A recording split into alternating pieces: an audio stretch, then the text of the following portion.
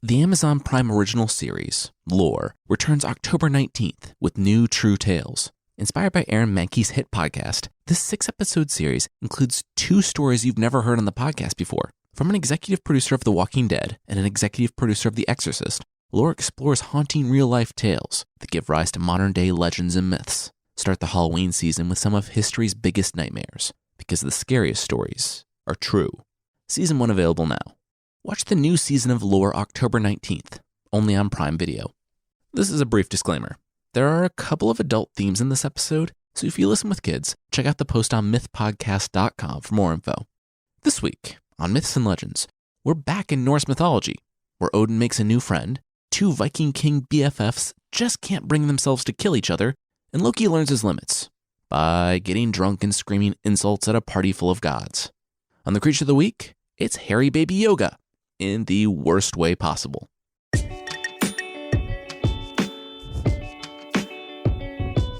This is Myths and Legends, episode 125, Bound.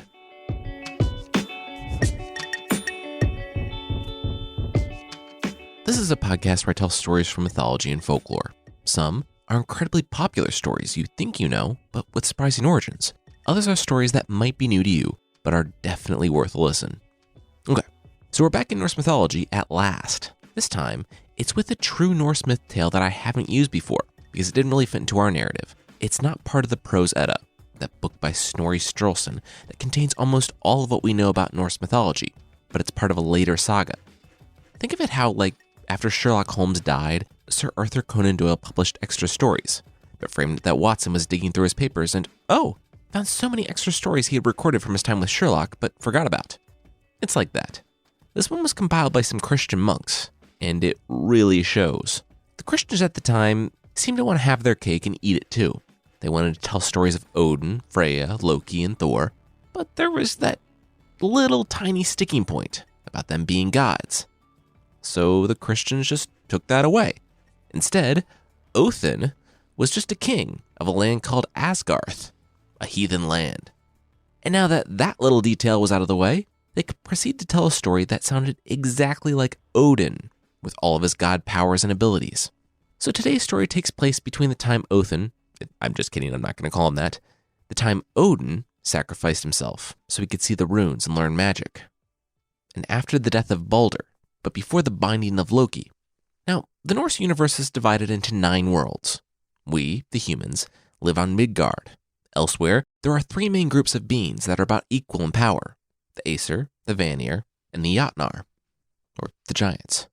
The Aesir rule the universe from Asgard, and they're led by Odin and his son, Thor. The Vanir just came to a truce with the Aesir in a massively long war, and both sides don't like the Jotnar, or the Giants, who live in Jotunheim. As part of the truce between the Aesir and the Vanir, Freyja, a Vanir, came to live in Asgard with her father and brother. And that is where we'll pick up today's story.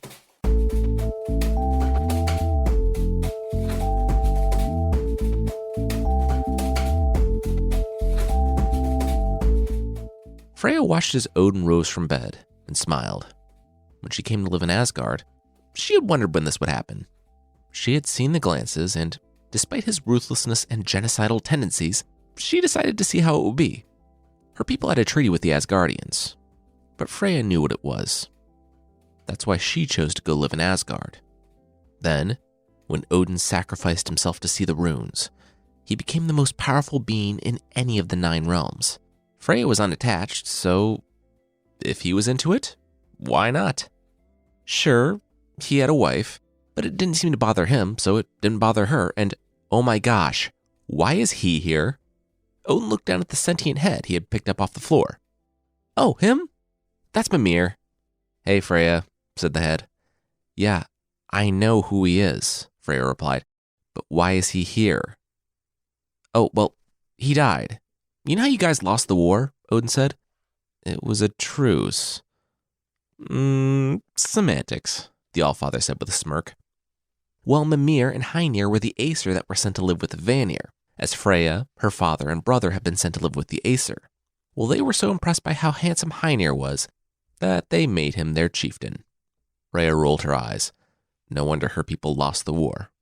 Anyway, the issue with Heinir? He was pretty, but he was dumb. He did well when the wisest man in the 9 worlds, Mimir, was whispering into his ear. But whenever Mimir didn't make it to the meetings, or had to take a bathroom break, Heinir would inevitably say or do something stupid. The Vanir, feeling cheated because their sexy chieftain was an idiot, took it out on the actual worthwhile hostage they received. A week later, Odin had received a head in a box from Vanaheim. It wasn't a complete loss, however.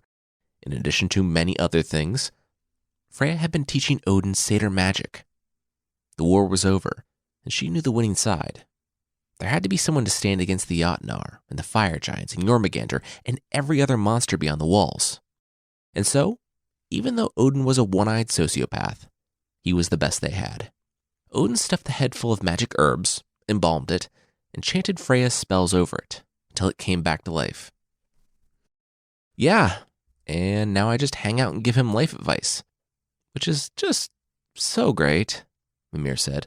I'm also a sounding board for all of his excellent ideas. It's not like he could dribble me like a basketball for telling him he shouldn't kill himself and hang himself from a tree for 9 days so he can constantly be reminded of his impending doom. Freyja stood. Well, she was happy it worked out for them. She looked up at Odin. Same time tomorrow? The Allfather nodded and left Freyja's hall.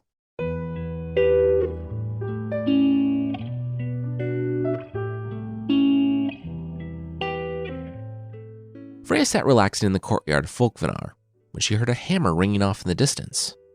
She stood and followed the sound until she found herself wandering in the forest, looking on what appeared to be a sheer cliff face. Still, the sound of hammers and laughing called out from within. Freyja knocked, but nothing happened. With a shrug, she returned home.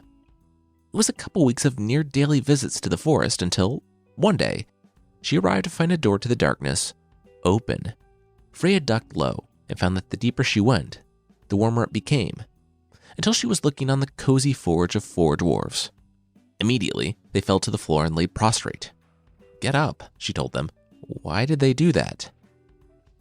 The beatings, the lead dwarf replied. The others nodded in unison. Freyja shook her head. She wasn't an Aesir. She wasn't going to beat them. What were they doing? Did they live down here?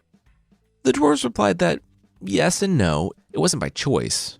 Odin kept them down there to make stuff for him. The rock opened up at the top for them to see sunlight now and then, and emptied the chamber pots. But they were expected to keep working. Freyja nodded slowly, processing the discovery. That was terrible, but not surprising. Then she pointed to the necklace they were crafting. She liked it. How much? The dwarves looked at each other and threw up their hands. It wasn't really for sale. It's not that they wouldn't sell it, but what would they do with the money? They weren't really allowed out of the cave. Freyja snapped her fingers, and the room was nearly full of gold and silver. Really? Not for all that? The dwarves shook their heads again. Freyja shrugged and the precious metals disappeared.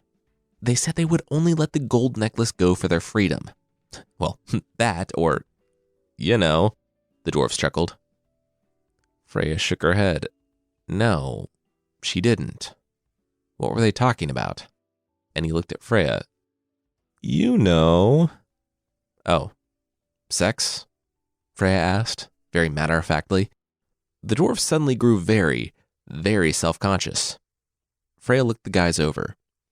Yeah, okay. The dwarf's eyes widened. Wait, what? Freyja explained that she was the goddess of love, sex, beauty, magic, and a lot of other stuff. But most importantly, she wasn't an Aesir. She was a Vanir. And she didn't share the same hang-ups as these guys had when it came to that. So sure, the cave wouldn't close for a few days, right? So tonight she'd be by for eeny, meeny, miny, you, she said to the dwarf, who proceeded to faint.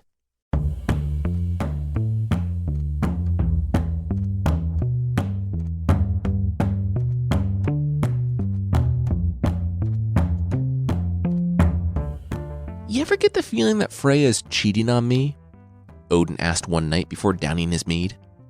I mean, she's your mistress. You're cheating on your wife with her, Loki said. I'm not sure you can be mad in the situation. Odin poured his blood brother another. He said he was the Allfather. If he wanted to get mad, he could get mad. Loki shrugged. They had a good thing going though, right? I mean, he gave her that gold necklace. What?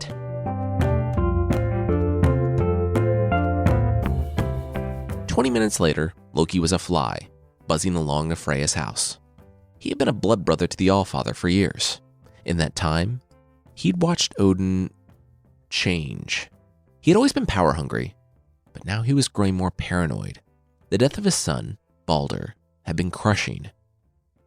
Not really because it was his son that he raised from a baby, but because of what it meant. That Ragnarok was coming. Loki knew what it meant when Hodor lined up his mistletoe and let it fly. He knew what it meant when he, in the form of that old lady, refused to weep and bring Balder back. He knew it, and he wanted it. Loki didn't know the full scope of Ragnarok. He caught bits and pieces of it here and there when Odin talked about the world's burning and ending. The thing with Odin was, though, that with all of his wisdom and foresight, he had a hard time seeing past himself. It could be that all the worlds were going to end, or it could be that Odin's world was going to end. So, when Loki conspired with the giants who, with the Aesir Vanir war over, were now being slaughtered in greater numbers than ever before, they had decided to take that chance. That was why Loki was in Asgard. That's this podcast characterization of Loki. Like most things in mythology, the character of Loki is a contradictory mess, so do with that what you will. Of course, Loki's super cool subversive resistance mission sometimes put him on less cool assignments, like sneaking into Odin's mistress's house and stealing a golden necklace. After zooming around Folkvanar half a dozen times, Loki finally found an opening. He shrunk to the size of a fruit fly and crept into the hole. As he approached Freyja, he could see she was wearing the necklace. He hovered in the air above her head and, in a moment, popped into a flea that dropped into her clavicle. He walked the length of the gold necklace, but, of course, the clasp was on the back. He rolled his little flea eyes and climbed up her cheek. "Bite, bite, bite, bite, bite, bite, bite, bite," Loki said, before he saw the shadow of Freyja's hand rising up to greet him. He dove off her cheek and onto her pillow, just in time for her hand to scratch her cheek. She stirred and rolled over. Loki smiled and found the clasp.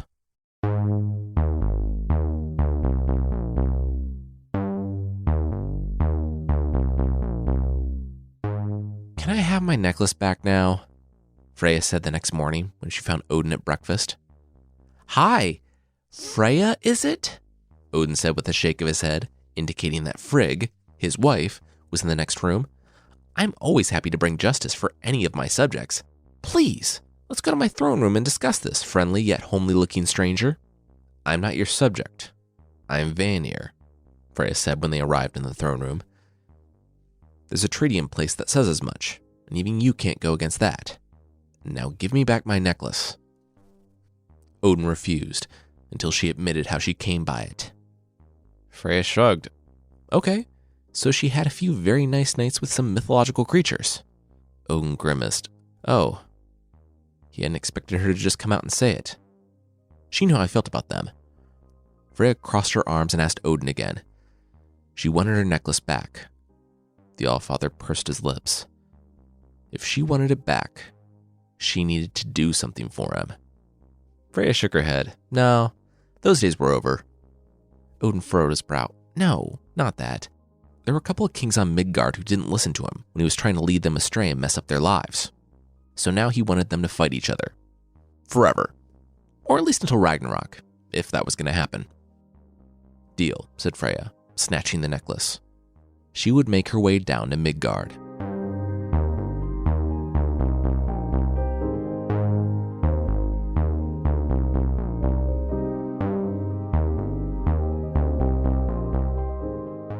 We'll see what Freyja gets up to on Midgard, but that will be right after this. All right, now back to the show.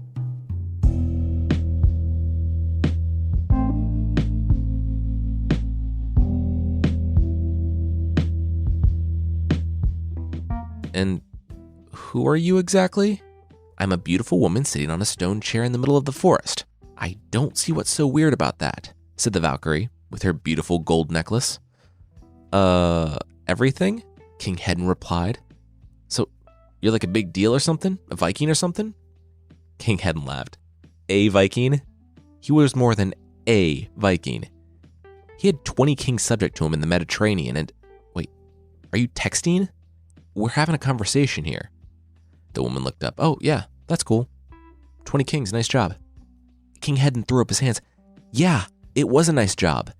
No one else had 20 kings paying him tribute. Hogni does. Hedin shook his head. Who? The king of Denmark? Duh. He has 20 kings. Might be 21 now. You should fight him.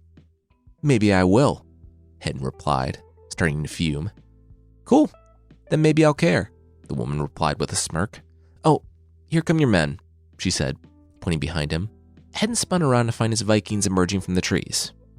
When he turned back to the chair, the strange woman was gone.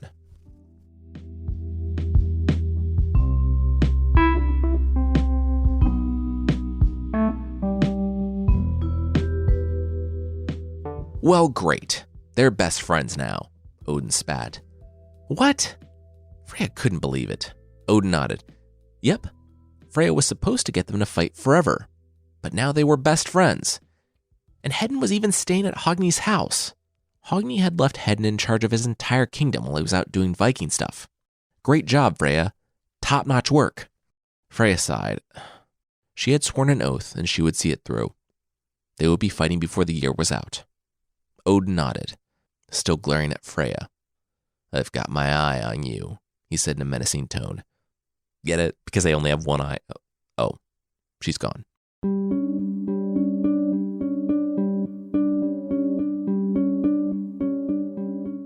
One day, while Hedin was out walking, he chanced upon a strange-looking woman, once again sitting on a stone chair in the middle of nowhere.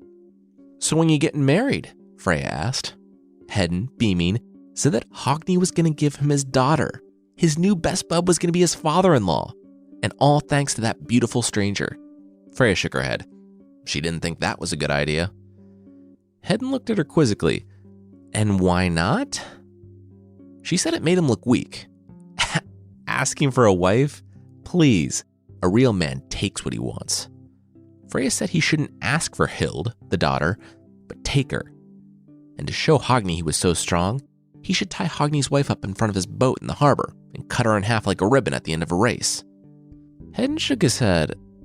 It sounded like the stranger was baiting him with notions of toxic masculinity. He said he had something wonderful here. A friend. Hogni was a great guy, and Hedin wouldn't betray him. Also, that was really dark. Who thinks of stuff like that? Odin, Freyja hissed under her breath. She popped a cork out of the mead and handed it to Hedin. He had chosen wisely. Let's drink to Hedin's exceptional decision-making. Hedin grinned again. Why, thank you, magical stranger in the woods offering me a totally normal drink. Bottoms up. Hedin drank deeply, and when he lowered the bottle, he wasn't in the forest anymore, but on his boat. There was a deep sobbing from a bound and gagged girl behind him, and a solemn stillness from his men. He looked back and saw the remains of Hogni's wife in the harbor. Oh no.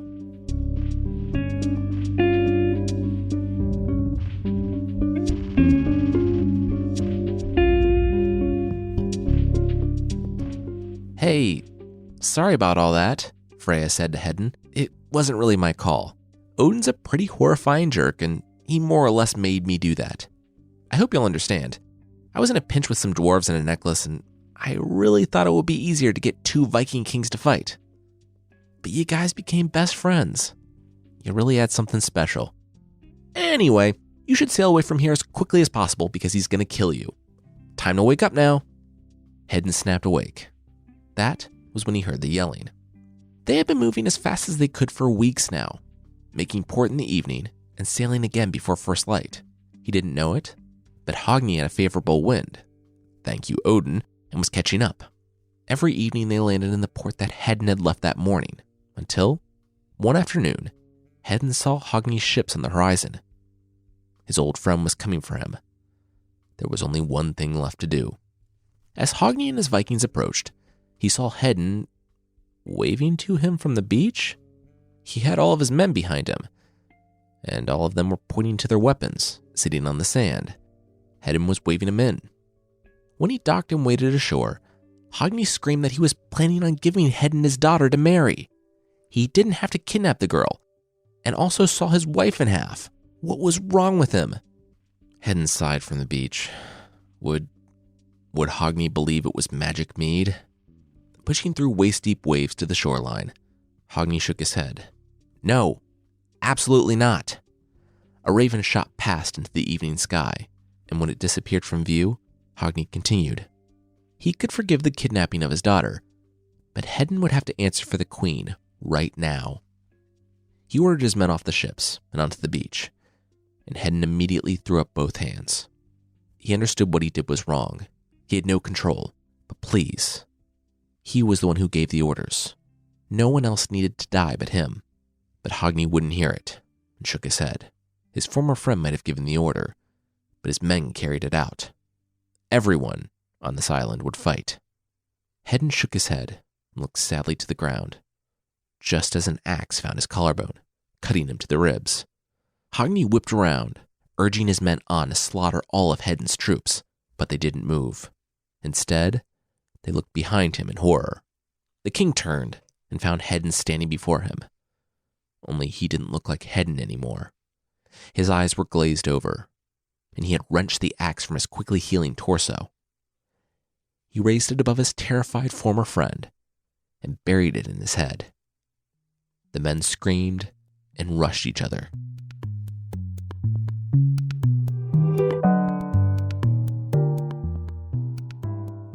Why did you do that? Freyja asked, as the pair watched the armies of the two Viking kings kill each other and rise over and over again. 'Cause it's hilarious, Odin replied with a smile. There's nothing on Netflix, and also Netflix won't exist for 1,500 years. The kings were friends, and now they're killing each other. It works on so many levels, it's hilarious. Freyja rolled her eyes and left Odin to his afternoon entertainment. Sometime later, Loki blinked awake, his head pounding. The sun was so bright. Then someone blocked it for him. Oh, thanks. He opened his eyes a bit wider to see who blocked the sun for him, and saw the form of Thor standing over him. Hey, buddy, if you wouldn't mind standing there for about 3 more hours, I'm really hungover. Wait. Oh no, Loki said, remembering the dinner the night before.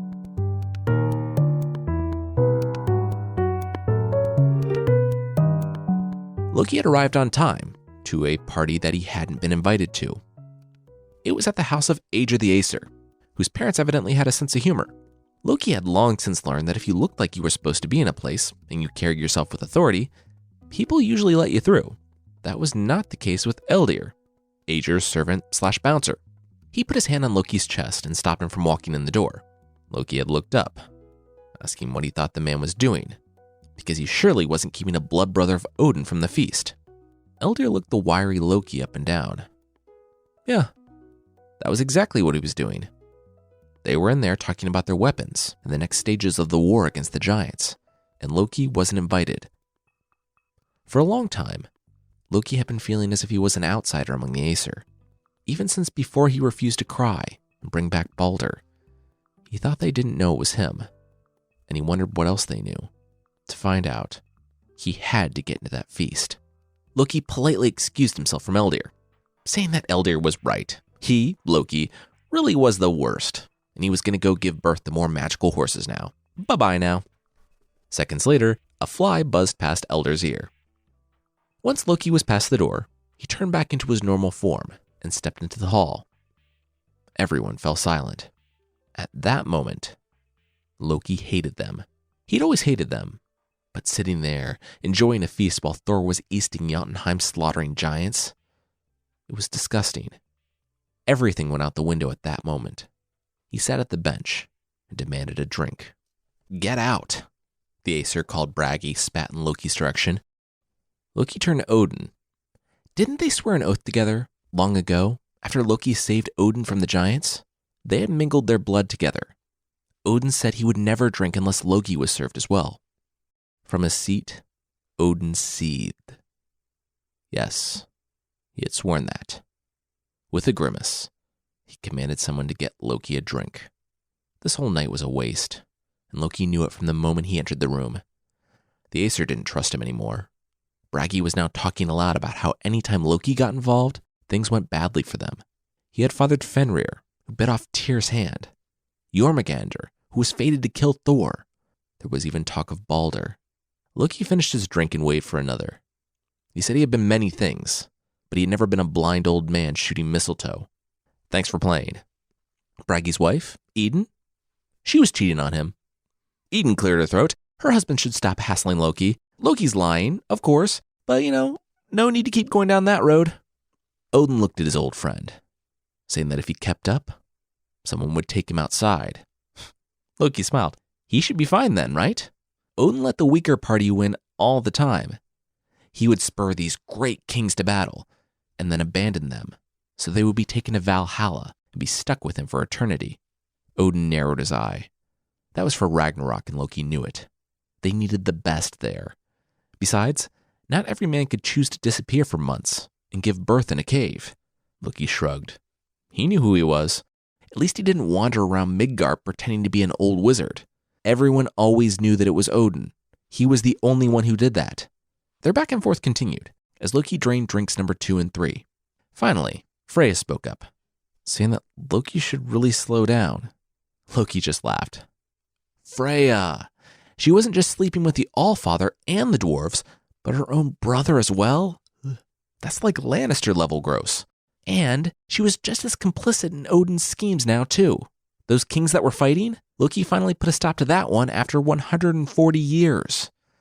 Seriously, guys, Loki had to lure some Christians in who killed the undead warriors with one stroke because they were Christians, and that story was written by Christians. Loki sneered. Freyja might be a Vanir, but she knew which side she had chosen. Freyja stopped talking and sat down. Standing against chaos and death was the only side. Even if it meant standing with a tyrant, the best bad option was sitting at the head of the table, and she had made her choice.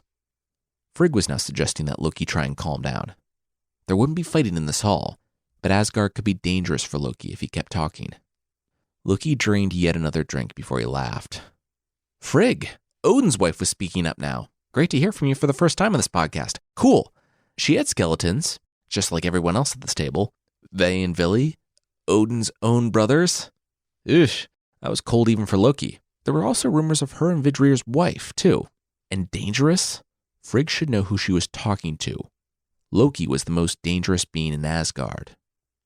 Fenrir, Jormungandr, and you know what? It was time to come clean. Hodor shot Balder, but blind men, well, they were notoriously bad at aiming. He had just needed a little nudge, and the reason Balder wasn't sitting at the table with them, that was Loki too. You're welcome. They were right, and they all knew it. He was the woman who refused to weep. He kept Balder in hell, where he belonged. A great commotion and a few gasps rippled instantly through the group as Loki stood from the table, scraping the bench legs on the floor. He drained his final glass in front of the stunned room. It had been fun, really, but he should be going. He turned, and he bumped right into Thor. Loki snapped his fingers. It's too bad Thor was so late. He really wished he could reminisce about the time the mighty Thor trembled in a giant's glove, or the time he peed himself when facing a giant, or the time he married one of the giants, or the time he got a whetstone lodged in his forehead. That was looking great, by the way. It was only just slightly extremely noticeable. Anyway, time to go. In a flash, Loki turned into a fly and buzzed right past Thor's ear and out of the feast. The next morning, things were kind of fuzzy, and Loki didn't know how he woke up at the top of a waterfall. But what he did know was who was standing above him, Thor. And though Loki was a little fuzzy on the details of the previous night, Thor was not.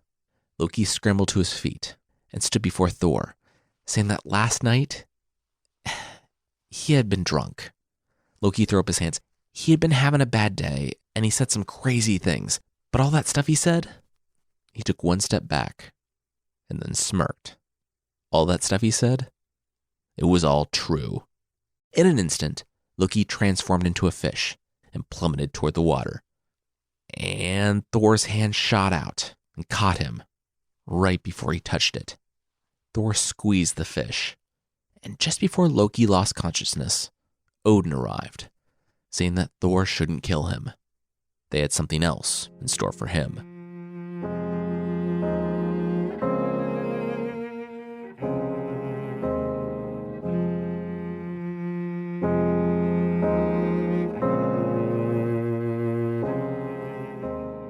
As we know, the binding of Loki gets very dark very fast. We won't go over it again. We've already talked about it twice in this podcast. The Aesir murdered his son, Nalfi, and bound Loki up with his entrails before placing a snake over his head to drop poison on him forever until he breaks those bonds and starts Ragnarok. That's where we're going to leave the story for today. I love the Norse myths, and as I was looking back, I realized that we never really connected the dots between Loki not weeping for Balder and him being bound. And we introduced Freyja as Goldgreed the Witch a while back, who came to Asgard as a hostage to the Aesir Vanir War. But we never really explored how she came to essentially be one of them and fight 100% on their side at Ragnarok. If you want to hear the story in its entirety, I have updated the list of Norse myth episodes on the site and put them in chronological order. You can check it out at mythpodcast.com. That's it for this week. Next week on the podcast, it's our annual Halloween episode. We'll be talking about a creature so terrifying, I've been putting off doing it as a Halloween episode for 3 years.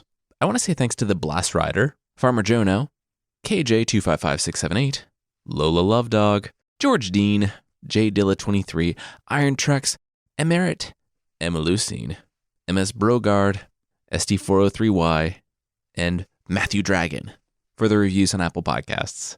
Thanks so much for the reviews. I really appreciate it. It's great to hear from you. And if you'd like to leave a review there, it does help the show. And you can find the show there at apple.mythpodcast.com. There's also a membership thing on the site. For less than the price of one cow brain that you can buy online, though I read that I guess you should buy in bulk to make it cheaper to save $1 per cow brain, you can get extra episodes, source pack ebooks, and ad-free versions of the show that will make you smarter than buying an extra brain. That's not really how it works. To get more information on the membership, and not cow brains, check out support.mythpodcast.com.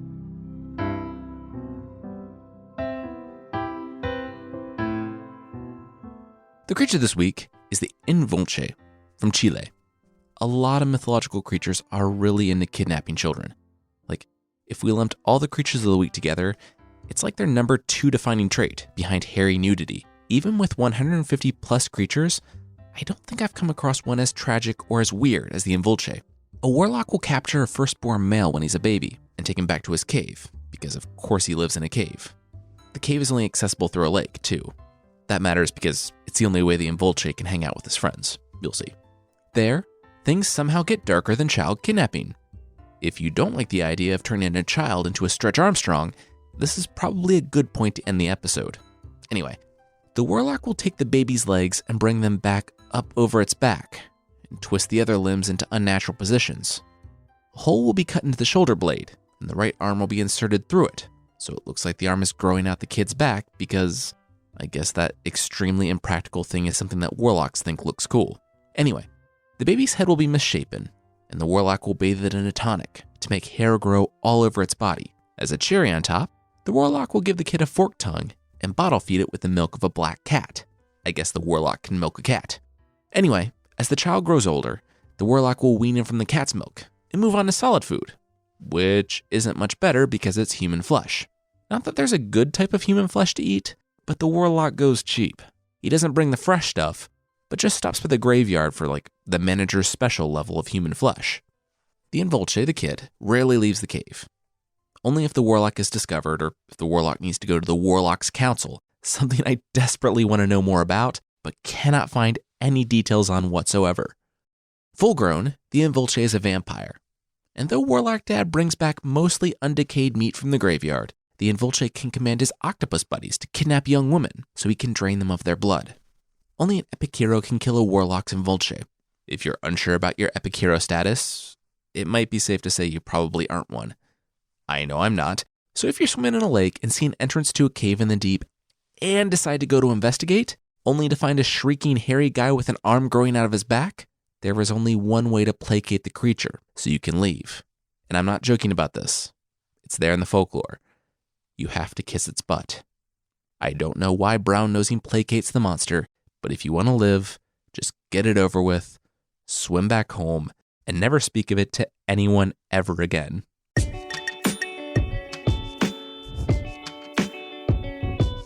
That's it for this week. The theme song is by the band Broke for Free, and the Creature of the Week music is by Steve Combs. There are links to even more music in the show notes, and support for today's show comes from Empty Faces, a monthly subscription that sends you cryptic clues, objects, and ciphers that you can use to solve a mystery in real time. It's a fun surprise on your doorstep, and you want to start solving the mystery from the moment you open the box. Everything you need is inside. It's really fun. Right now, just for our listeners, you can go to emptyfaces.com/legends for 10% off your first box. They only accept 200 members per day, so hurry to take advantage of this offer. That's emptyfaces.com/legends for 10% off your first box. emptyfaces.com/legends. Today's episode was hosted and written by me, Jason Weiser, and the story editor was Carissa Weiser. Thank you so much for listening, and I'll see you next time.